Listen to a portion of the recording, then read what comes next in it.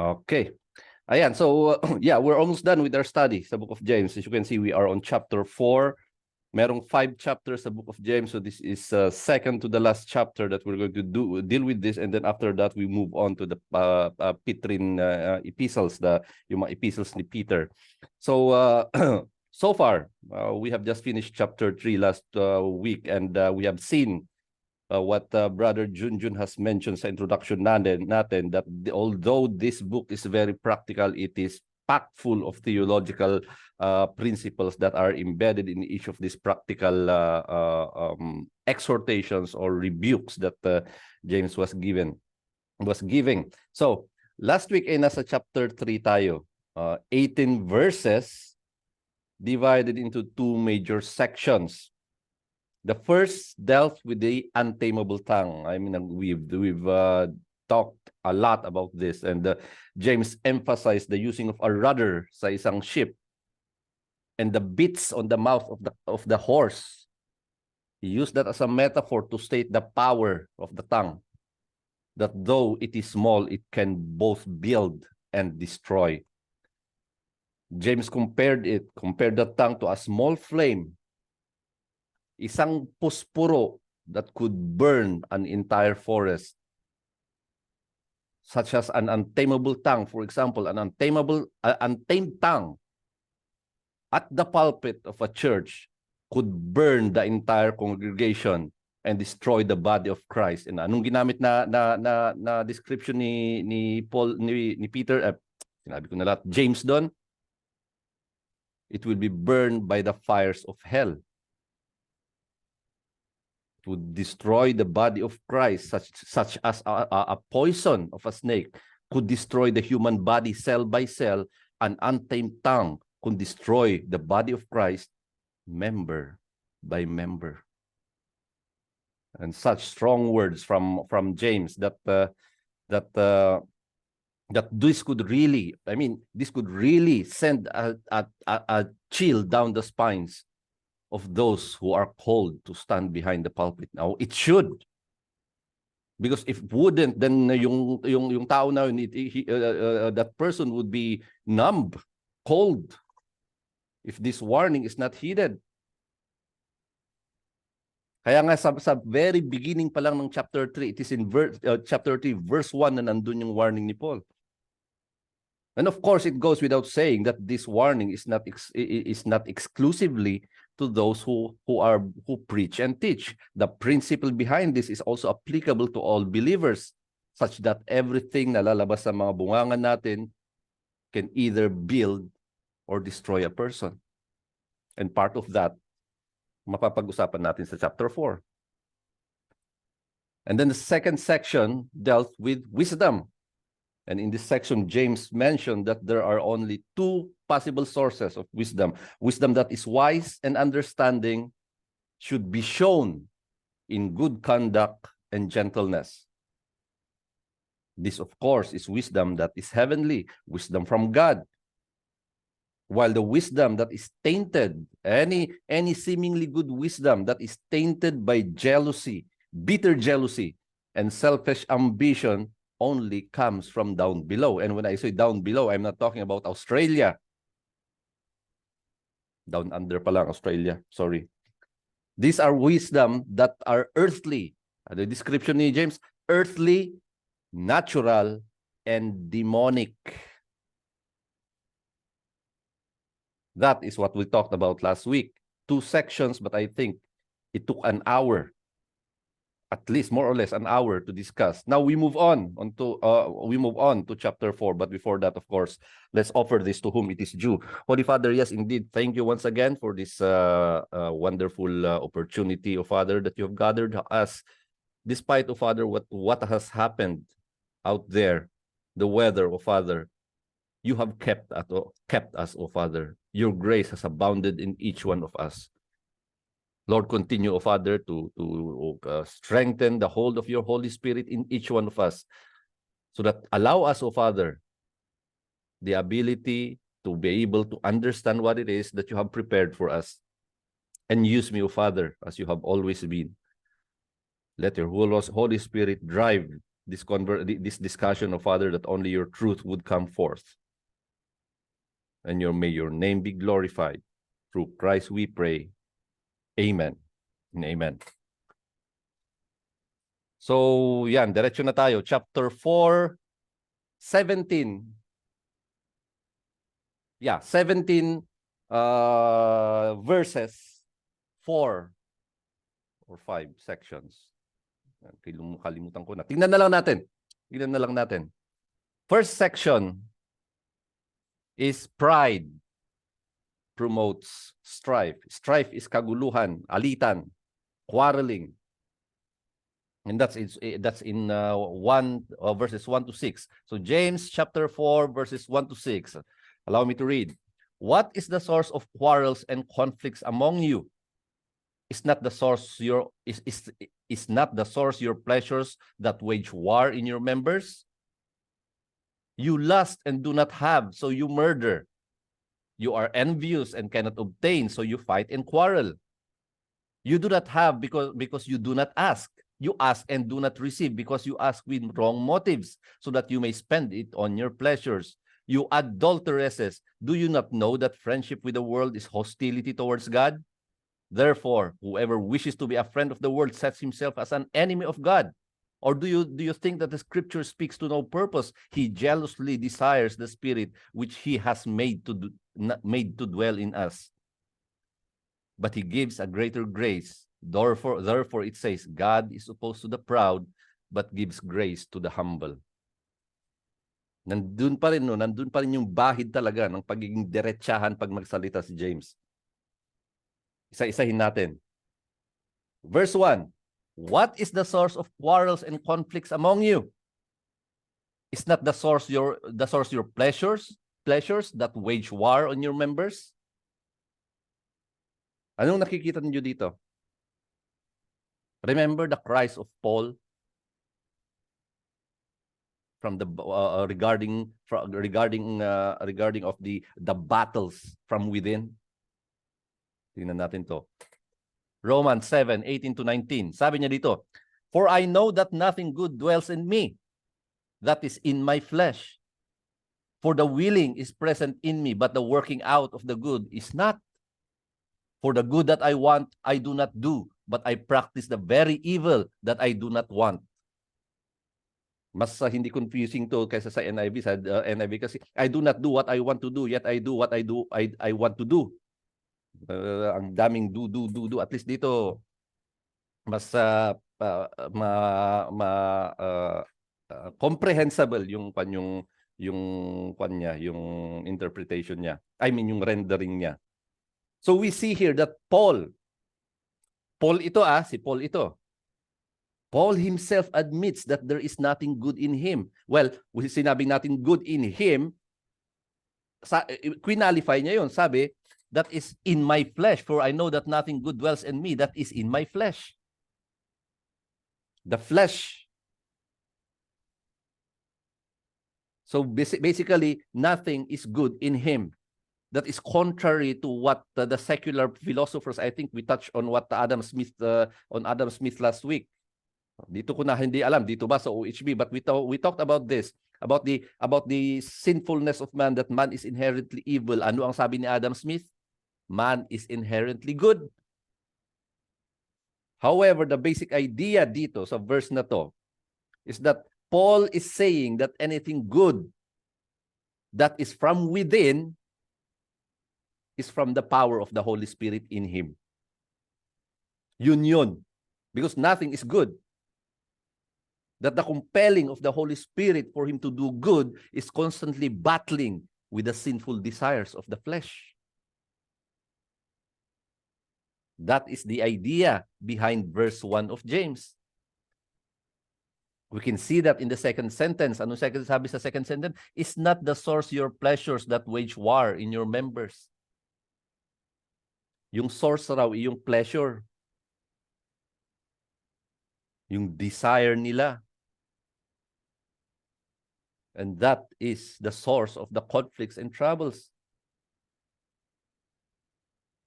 And we can find clue on the second sentence. Then this reflects, yung second sentence dito, it reflects what Paul was talking about. The desire of the flesh in every believer is most often, if not always, about pleasure.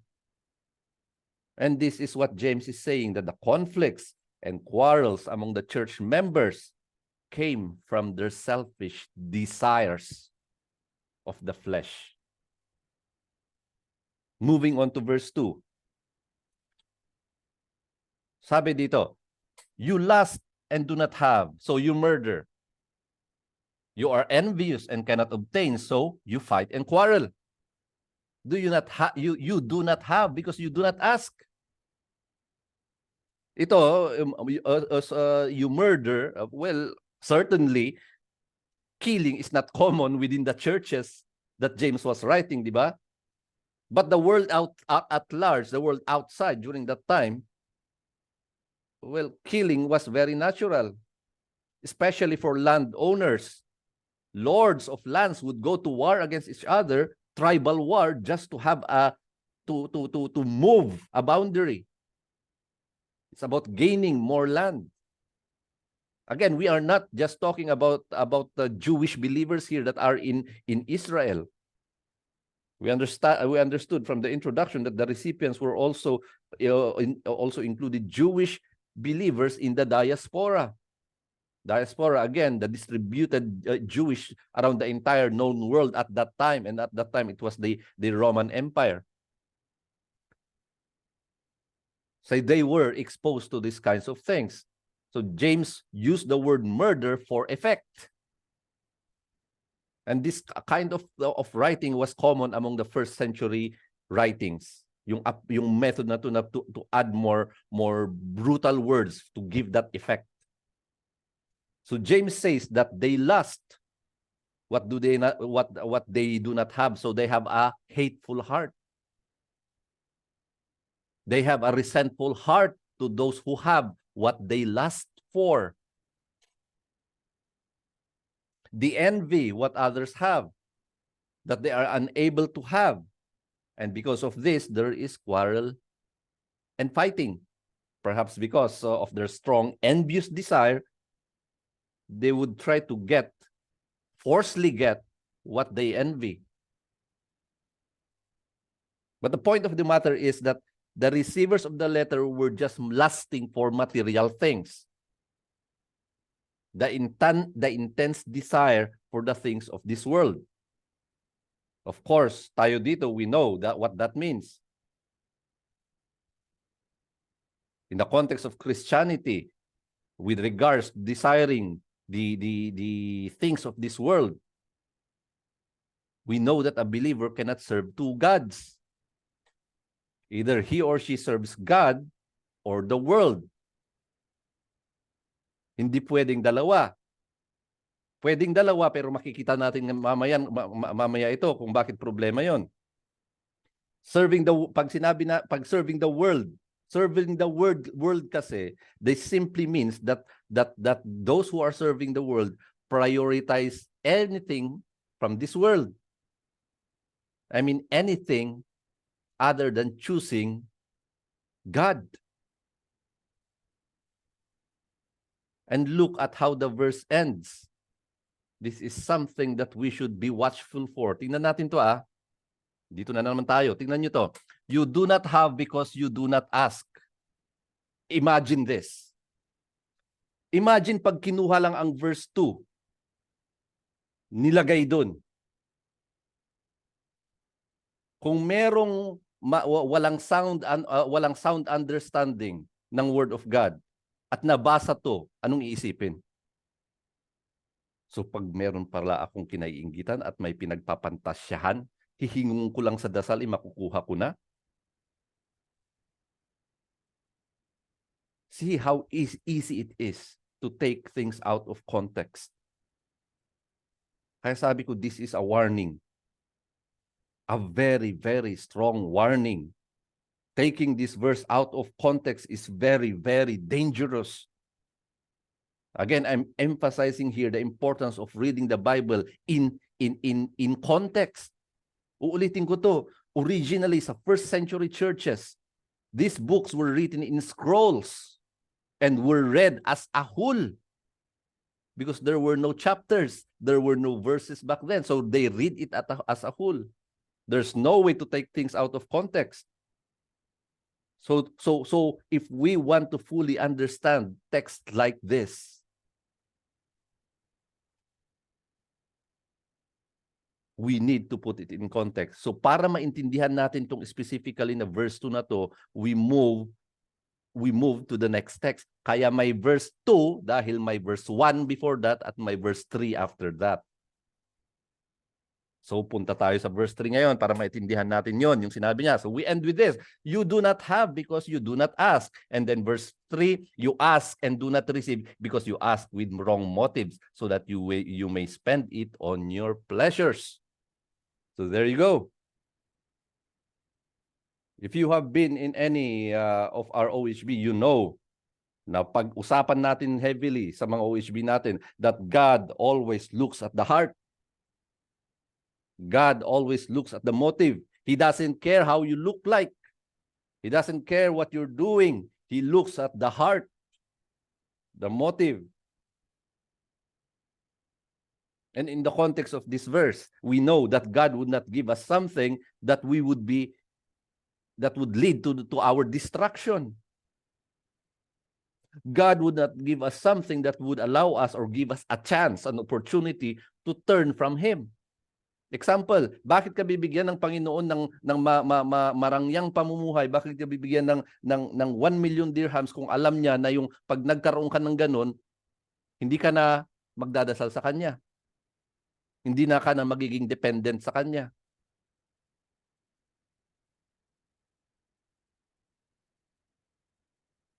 There is nothing wrong with pleasure, okay? The point here is that yung point dito, sinabi dito na pleasures, you spend it on your pleasures. The point here na sinasabi ni James kasi is that pleasure is the motivation. Pleasure as a motivation is sin because it is part of the sinful desires. Then if, ito yung difference, but if pleasure is a product, then it can be good. For example, if we abide by the will of God, what is the byproduct of that? That the will of God is something good, something pleasing and perfect. There is joy and satisfaction. There is contentment and peace under the will of God. James is saying here that the Jewish believers are asking for something that would fuel their desire for pleasure. Pleasure was the aim. And what type of pleasure is that? We will see. Verse 4, you adulteresses. Yun na. Sexual immorality.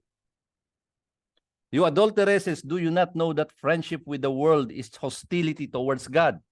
Therefore, whoever wishes to be a friend of the world sets himself as an enemy of God.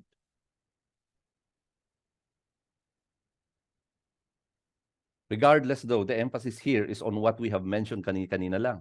That anything of this world that is prioritized over God, that is idolatry. That is choosing the world instead of God. And if anything is chosen other than God, then that person is affiliating himself to that, making God his or her own enemy. And that makes total sense. Kasi kapag titignan nyo yung mundo, most is anti-God.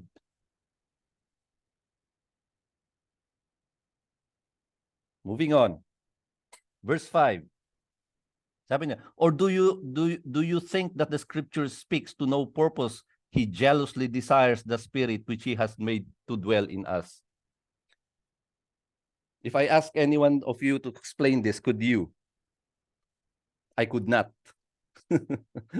Well, exactly. I could not exactly. This is a very tricky passage. Kasi yung phrase na naka-quote dito does not belong to any of the Old Testament texts. But usually, pag kinu-quote na ganyan, may reference sa Old Testament. Wala ito. So there are so many interpretations of this. And the interpretations, although several, they are divided into two. Because one part, they refer to the Spirit as the Spirit of God. While the other part, the spirit that is saying here is referred to the human spirit. Of course, we see that the spirit is spelled with capital S. So at least nabawasan ng kalahati yung pagpipilian natin. But this one, itong passage na to, this is one, if not the most difficult passage in the New Testament. And we will not take the time to discuss all of the possible interpretations or as to why they are interpreted like that. We will take the interpretation that makes sense in the context of the passage. And this is in the analysis of most scholars. And it is like this. Basically, the understanding of this passage says that God is feeling the jealousy of the Holy Spirit that is in us in reference to verse 4. Okay? Ulitin ko.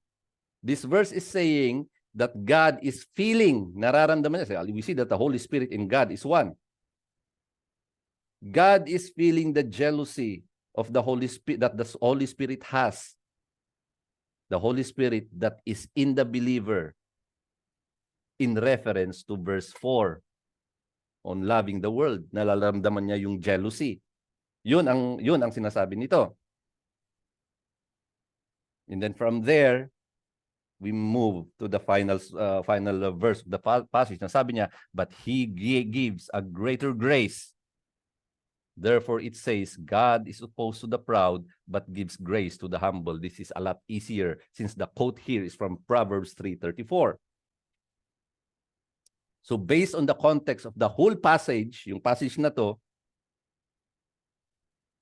yung word na humble dito, humility, refers to submission to God instead of choosing the world. Okay? So as the title of this passage says, pride indeed promotes strife. Pride promotes quarreling and fighting. And we know from Proverbs 3:34 that God is the enemy of the proud,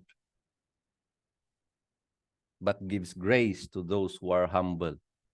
Because those who are humble submit themselves to God. And this line of thinking, of course, continues on to the next section.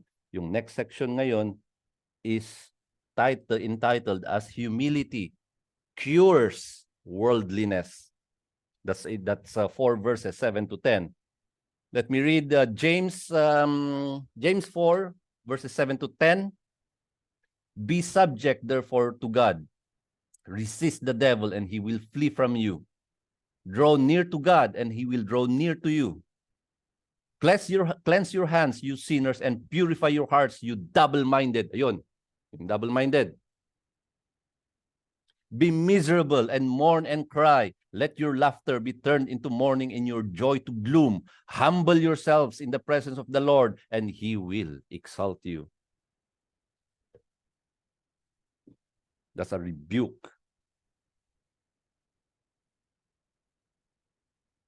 So tignan natin. Sabi sa 7, be subject therefore to God. Resist the devil and he will flee from you. The devil will flee from you. So continuing that thought flow from verse 6, sabi sa verse 6, but he gives us a greater grace. Therefore it says, God is opposed to the proud, but gives grace to the humble. And then moving to 7, be subject therefore to God. Resist the devil and he will flee from you. James is saying that a believer to be able to resist the temptations from the world, for a believer to fight off the temptations of the devil, the believer should humble himself before God. That is the only way. Because we know, again, a person cannot serve two masters. If a person would bow down before God, that means humble before God, then we know that the Holy Spirit is in him, helping him to resist those temptations. That believer then chooses the will of God over his fleshly desires. So that's the only solution for that, to humble ourselves before God. And then verse 8, sabi, draw near to God and He will draw near to you. Cleanse your hands, you sinners, and purify your hearts, you double-minded. Kulang na lang magmura eh. Like anger and frustration in the voice of James, you can sense it here. But the logic continues. James emphasizes the idea of humbling before God. That humbling before God is to draw near to God, because as a person draws near to God, anong ibig sabihin ba ng drawing near to God? It's similar to seeking His face. To continue to participate in the sanctification process. To continue to grow in the knowledge and understanding on who He is. That is how we draw near to God. And as we draw near to God, God Himself will draw near to us. And we know that humbling ourselves before God means turning from the world. Turning from the world means forsaking worldly ways. And forsaking our worldly ways effectively means washing our hands off the filth from this world. It's the cleanse your hands, meaning to repent and promise not to go back. Repent with a sorrowful heart. Double-minded, sabi. Of course, this can only refer to a Christian kasi yung hindi naniniwala, hindi siya pwedeng maging double-minded. Single-minded siya. Unbeliever. Double-minded sa Christian since at one point, they worship the world, and another, they worship God. Double-minded because if things are going well, they go to the world. If things go bad, they go to God. Double-minded. So instead of being double-minded, James asked them to be miserable and mourn and cry. Let your laughter be turned into mourning and your joy to gloom. Humble yourselves in the presence of the Lord and He will exalt you. In the context of this passage, the believer, yung mga believers, they are happy in their double-mindedness. Hindi yung happy, alam kong double-minded ako. No, they are happy living in their sinfulness. Remember yung passage before this, as well as yung nasa this chapter 3. That it is normal for the believers to have a double-minded life. They don't perceive it as sin. So anong sinasabi ni James dito? But instead, they should humble before God and repent. Be miserable on how they are living their lives. They should see that. Instead, they should humble themselves in the presence of God, for God alone could exalt them. Exalt. It basically means to raise up. And this points us back sa Proverbs 3:34. Yung ni-reference kanina nung verse 6. Anong sinasabi doon? God is opposed to the proud, but gives grace or exalts the humble. Parang mabilis tayo. Hindi. So, yan. Next. Section 3C is do not judge a brother. Ito na yung sinasabi ko kanina. Ano yung pinag-usapan natin kanina? Lying against a brother. So, saan na ba ako? Nawala ako ha. Verses 11 to 12. So, James 4:11 to 12. Do not slander one another, brothers. He who slanders a brother or judges his brother slanders the law and judges the law. But if you judge the law, you are not a doer of the law, but a judge of it. There's only one lawgiver and judge, the one who is able to save and to destroy. But who are you who judge your neighbor? Para mas maintindihan, punta muna tayo sa verse 11. Do not slander one another, brothers. He who slanders a brother or judges his brother slanders the law and judges the law. But if you judge the law, you are not a doer of the law, but a judge of it. Ano ang slander? Slander, usong-uso sa Pilipinas yan. Slander is basically charging another with false accusation. Yung bang idedemanda mo yung ibang tao or pagbibintangan mo yung ibang tao ng isang bagay na hindi naman totoo. Slander. So James is saying here that a brother, meaning a believer, should not slander another brother, another believer. Well, of course, that goes without saying. Dapat lang naman, di ba? Bakit? But apparently, James is saying this, so maybe there are believers during that time who were doing this. Kahit nga hindi i-charge kahit na yung nagchismis ka lang sa ibang tao nang hindi totoo doon, pwede kang madimandaan ng slander o defamation. So what's wrong with this, with slander? Well, other than the fact that it is a sin, kasi ganito kasi, that whoever slanders another slanders the law. Di ba? Kung chinarge mo yung isang tao with unlawfully, so ibig sabihin, binastos mo yung law.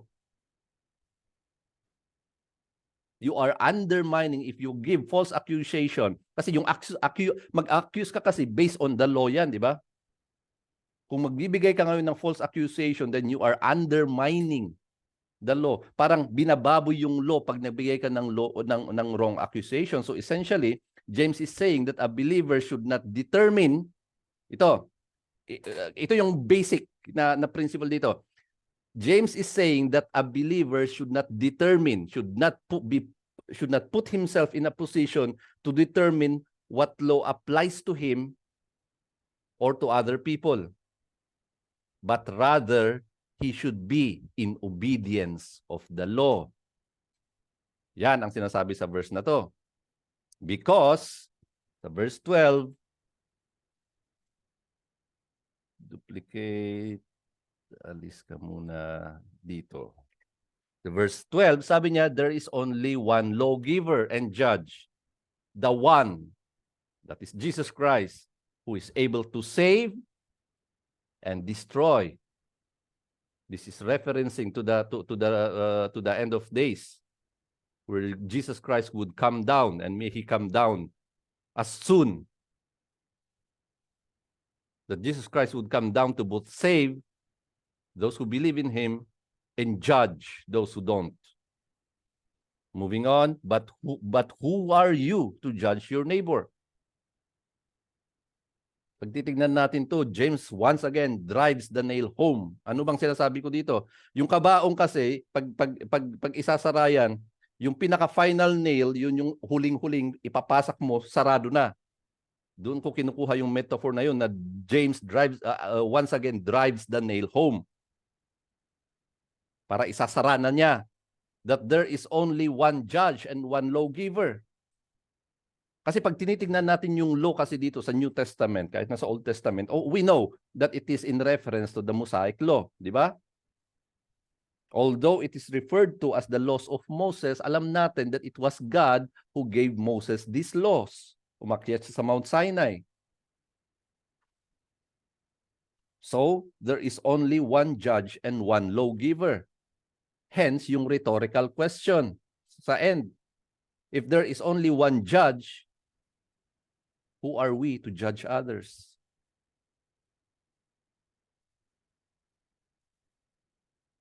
Remember yung sinabi ni Jesus Christ noon about judging others? Matthew 7:3-5. Sabi niya, and why do you look at the speck that is in your brother's eye, but do not notice the log that is in your own eye? Or how can you say to your brother, let me look at the speck of out of your eye, and behold, the log is in your own eye? You hypocrite. First take the log out of your own eye, and then when you will see clearly, to take the speck out of your brother's eye. Basically, do not judge.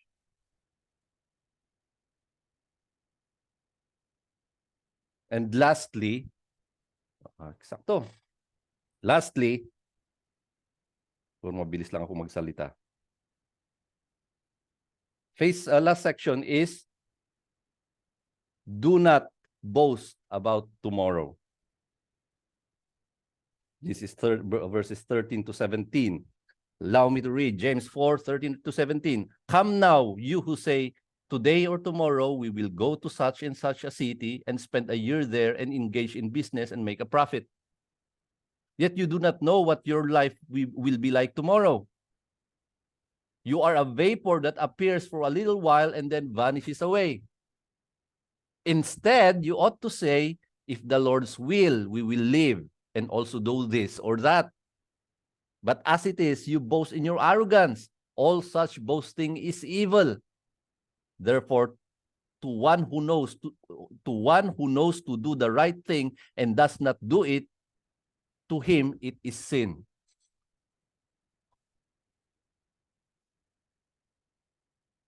Yeah.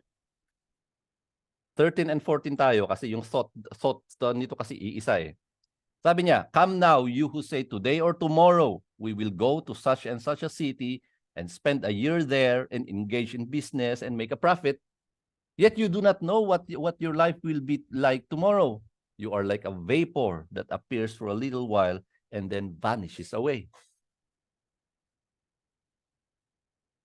These two verses speaks on relying on ourselves. Self-reliance instead of dependence on God. Well, it does not mean dito naman na pag ganun pala, hindi na ako gagalaw, hihintayin ko na lang ibibigay ng Panginoon. Of course, that's a sarcastic view of things. We do what we can do. Work like we are working for God.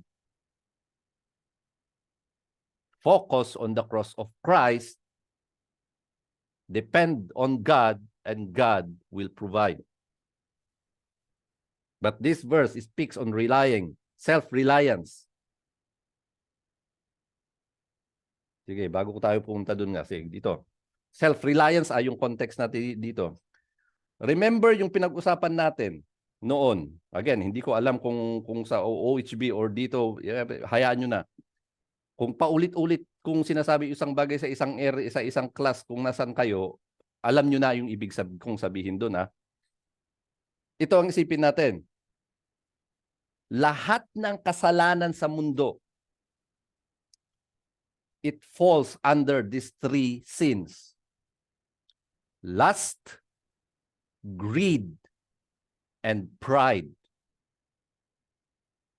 And all of these three fall under one, the greatest sin of it all, idolatry. Lust, desiring the flesh instead of desiring God. Idolatry. Greed, the intense desire for material things, wealth included, of course, instead of desiring God. Idolatry. Pride. Oh, the most dangerous of them all. Elevating oneself instead of exalting God. Idolatry. Herein lies the greatest lie that has been thrown to humanity. Self-actualization. Pride. I can do that. Bukas ganitong gagawin natin, ganyan, ganyan, ganyan. Sigurado tayo matatapos natin yan bukas.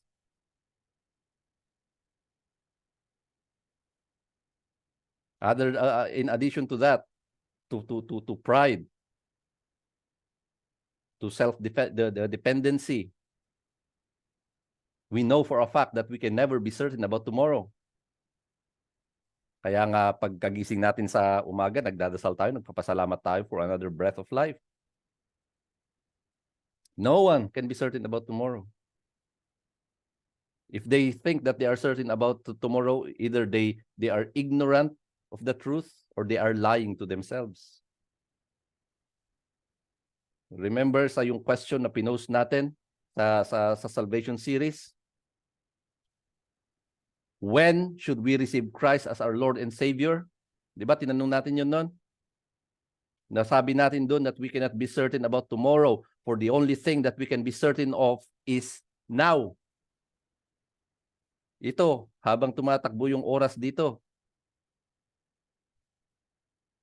So with that question as to when to receive Christ, well, it is now. Based on the logic of that idea then, it is arrogance to claim certainty about tomorrow or the future for that matter.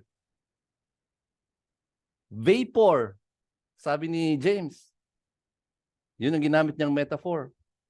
A vapor comes and goes. In the context of eternity, our lives here in this world, no matter how long that is just like that. Vapor.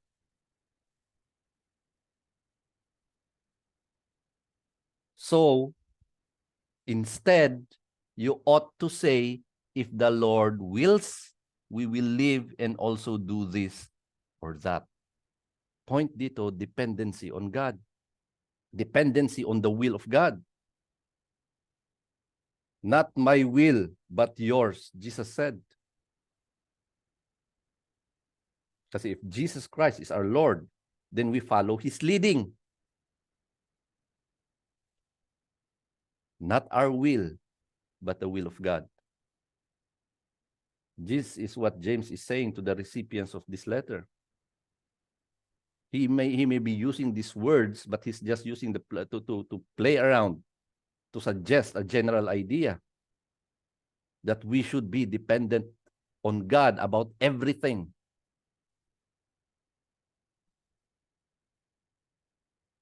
Because moving in, ito yung sinasabi niya sa mga makaka-receive ng letter. Dahil but as it is, you boast in your arrogance, and all such boasting is evil.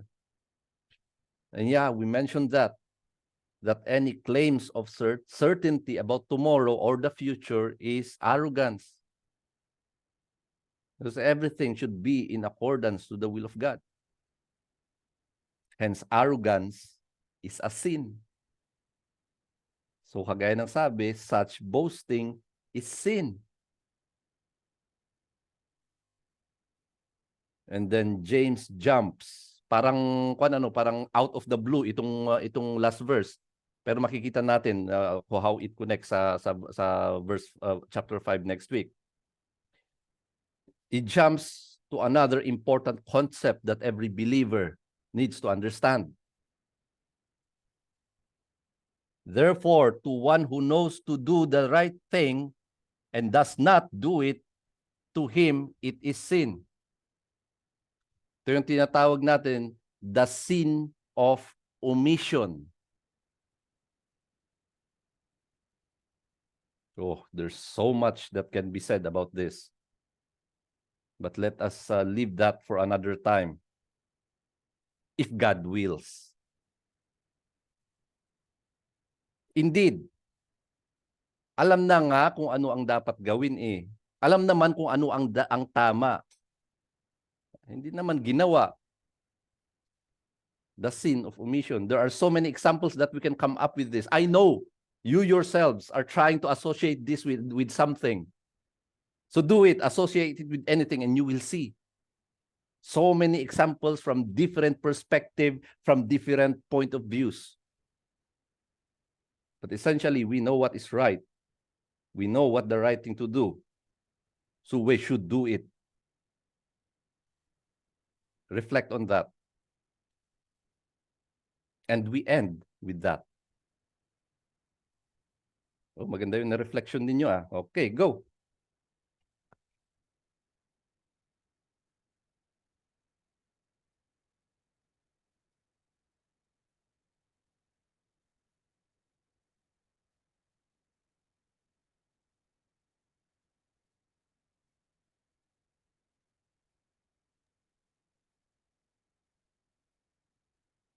May tinatanong nga dito si May tungkol doon sa sin of omission.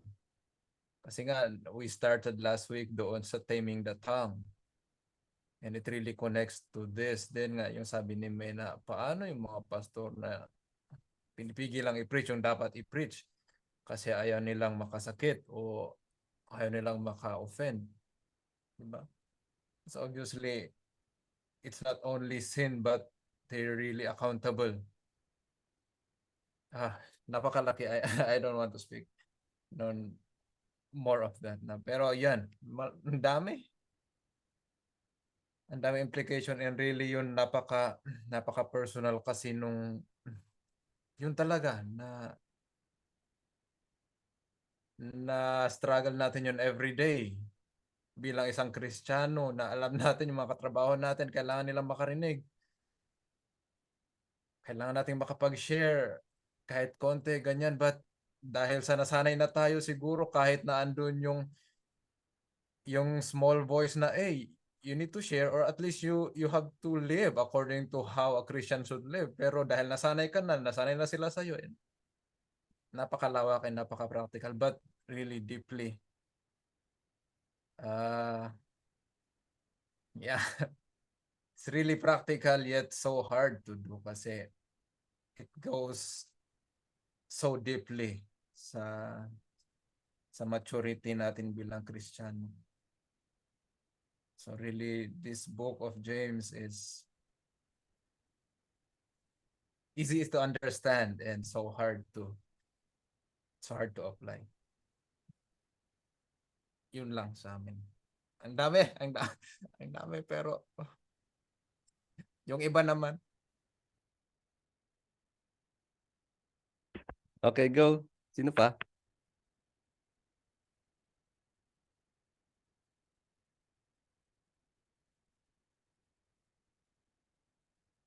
Ayun. Oo, yeah. Yeah, si Junjun, he took the words out of my mouth. That is the reason why I didn't focus too much on that. Kasi the implication of that is vast. And sometimes it is too personal. Napakaluwang. Napakaluwang. If you know that the right thing to do is to rebuke a person, or is to rebuke your brother or sister, and you did not do that,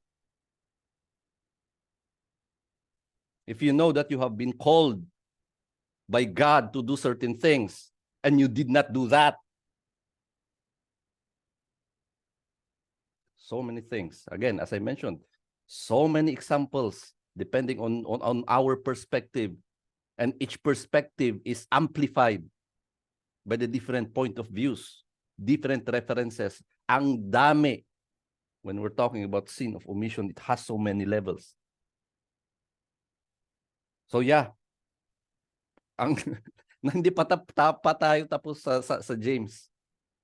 Napakarami na nating natutunan na it is yeah, I agree. Parang napakadaling gawin pero kahit punta nga na tayo sa untamed tongue eh. Punta nga lang tayo dun sa wisdom eh, source of wisdom eh.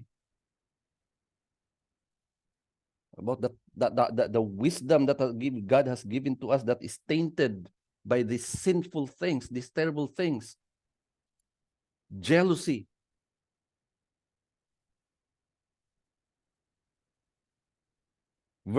Chapter 4.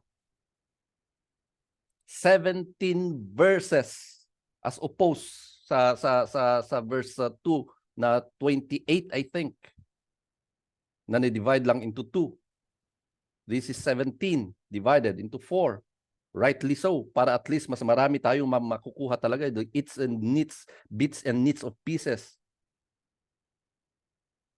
17 verses, yet packed full of lessons that we could learn. We know that this letter is not and cannot only be associated with the receivers of the letter. Hindi natin pwedeng sabihin na dito nakatutok lang naman ito sa mga sinulatan ni James eh. All teachings, all rebukes in this chapter, actually including all of the previous chapters, is applicable to us today. Sa passage na sinabi ni James that the believers should turn laughter into mourning, to be miserable, to mourn and cry. Now, why did James say this?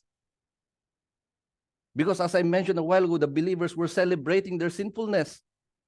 It's not that they're clapping that I'm sinning. No. It's part of their normal lives. In our context, do we celebrate our sinfulness? Of course, no. I hope not. But most of the times, the principle behind this is happening to us, although in a more, very subtle way. Hindi kapansin-pansin. At times, Christians unknowingly are living a satisfactory life in their sinfulness. Hindi nila nakikita. Kaya yun ang nakakatakot. If we just cover ourselves with people who agree with us, we will not see what's wrong.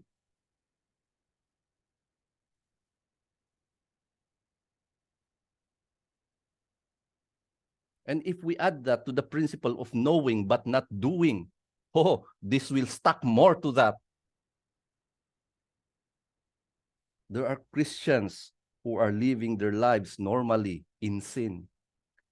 They might not celebrate the sin. They might not willingly be joyful about their sins, therefore mocking God, but it is there. Including sin of omission. Sins which are unrepented, sins which are unacknowledged. So when James asked the believers to be miserable, he is effectively saying that the believers should recognize their sinfulness in contrast to the holiness of God. Because by doing this sincerely, of course, the person would break. I mean, who wouldn't? Because if we truly reflect, truthfully, honestly reflect on our sinfulness and reflect that on the holiness of God, if we truly dig and see the filthiness of our hearts in light on what Jesus Christ had done on the cross, I bet we will drop down crying.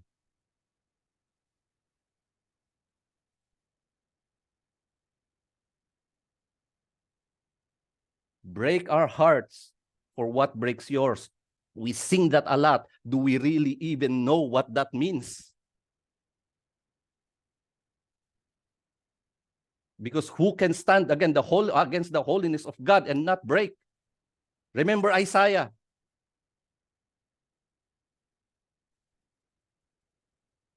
At the moment that he saw the glory of God, he broke down. Oh, what a filthy heart I have.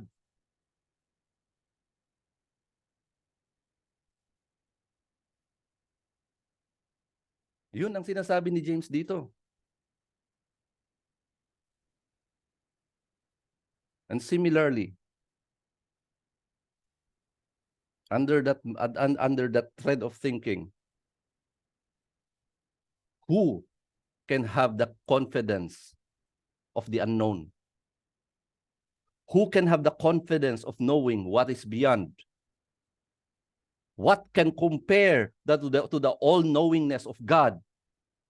Who can boast about tomorrow? Boasting is a sin, James said. There is no confidence about tomorrow and on what will happen. The only confidence we have is in Christ. Kasi the only certainty for man is the fiery pits of hell. For all have sinned and fall short of the glory of God.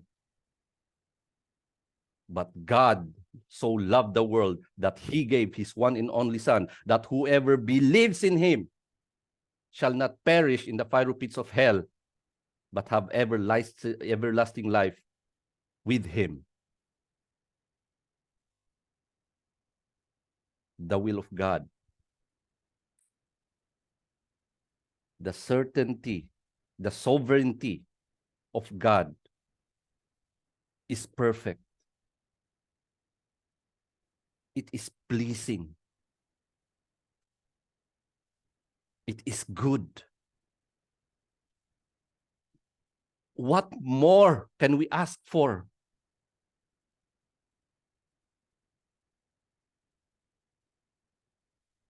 If we cannot be confident about tomorrow, would we not rather trust on the will of God? For in God, through Christ, we can have the confidence of whatever tomorrow brings. Self-dependency. Alam niyong sinasabi ko dito, huwag tayo nating daanin sa sarcasm. Self-dependency is a sin because that mainly implies that God does not exist. Ulitin ko. If we cannot be confident about tomorrow, and we cannot, would we not rather trust on the will of God? For in God, through our Lord Jesus Christ, we can have the confidence for whatever it is that tomorrow brings. Let us remember these things as we sing this song.